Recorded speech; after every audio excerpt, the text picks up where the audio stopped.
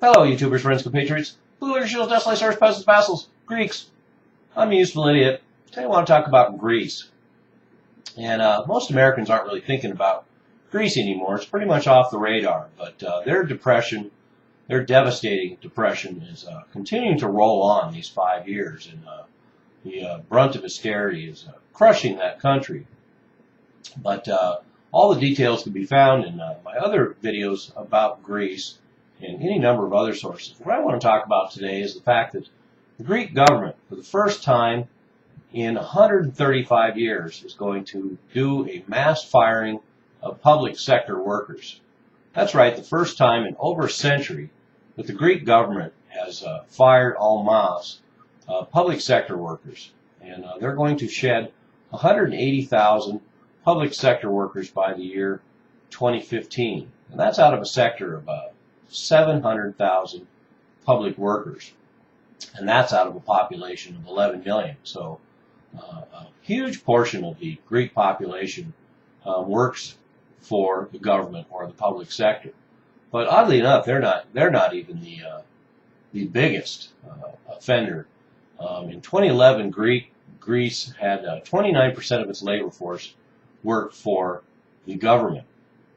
And of course, that used to be significantly higher. So it's kind of unfair to point at Greece in 2011 or 2012 because there had already been a lot of reduction in their labor force for public workers. In fact, they'd let go 140,000 public workers as a result of the initial steps of austerity.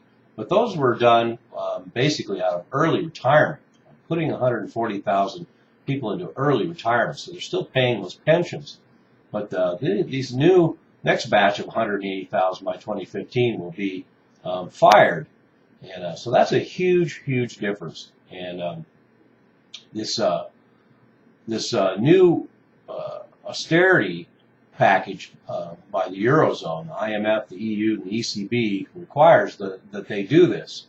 And but anyway, so Greece, 29% of their labor force works for the government. In Belgium, it's 38% of the population works for the public sector of the government. In France, it's 31%. Of course, France is paying for that now. And as pointed out in my video about the Netherlands, they have one manager for every 2 employees. So their bureaucracy has grown fat and bloated as well. And Portugal is in the process of laying off another 30,000 public sector workers. So this will be something that all governments are dealing with.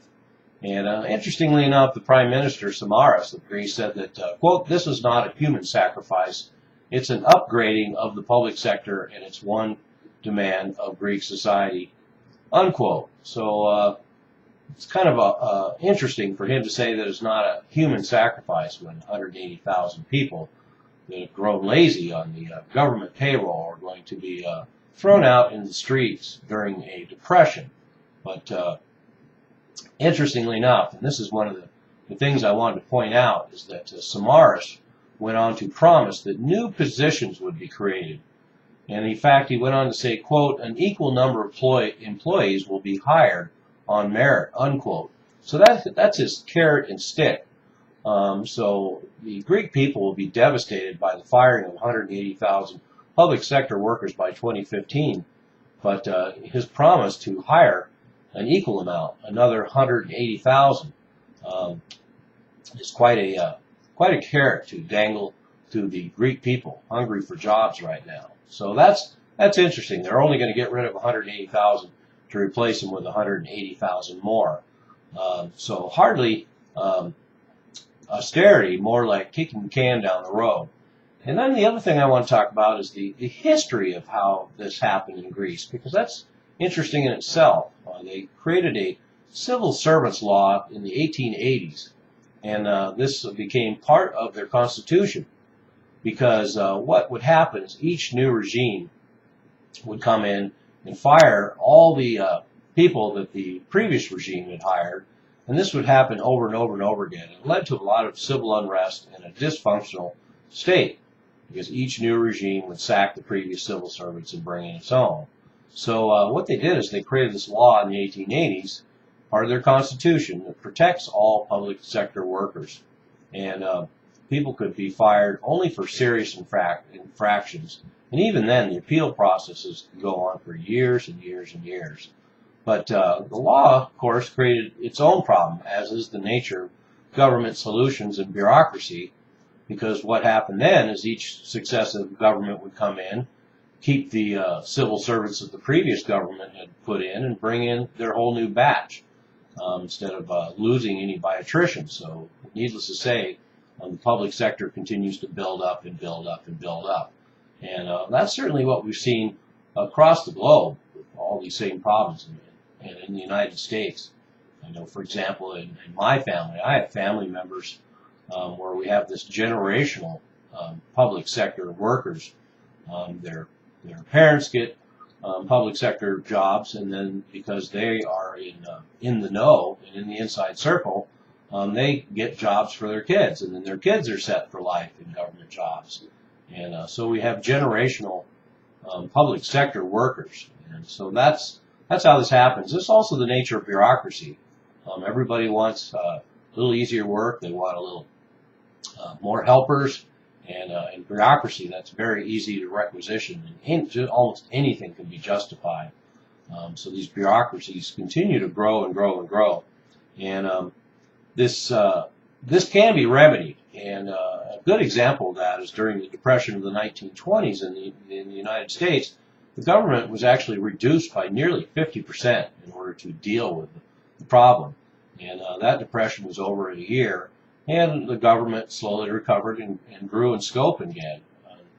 Another example of what I want to point out as a good example of how bureaucracy can grow is at the turn of the century, when Teddy Roosevelt was Assistant Secretary of the Navy Department consisted of 3 men in an office.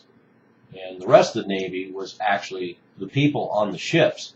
So anyway, if one goes back through American history, one can see a lot of points in our history where the amount of bureaucracy needed to run the country was a lot smaller and sometimes a lot more efficient. In fact, more often than not, more efficient.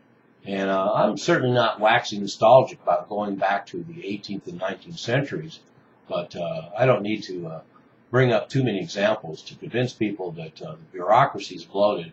We have too many public sector workers, and they are very expensive. So anyway, that's my little bit on Greece and what's going on there now. And apparently there's general strikes going on now as a reaction to this move.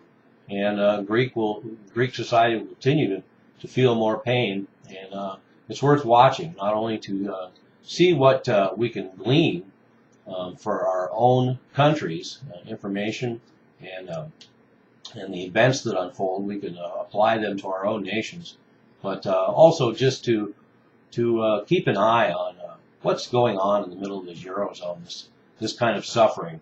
There's lessons there for all of us on a lot of different levels. I'm a useful idiot. Don't you be one too.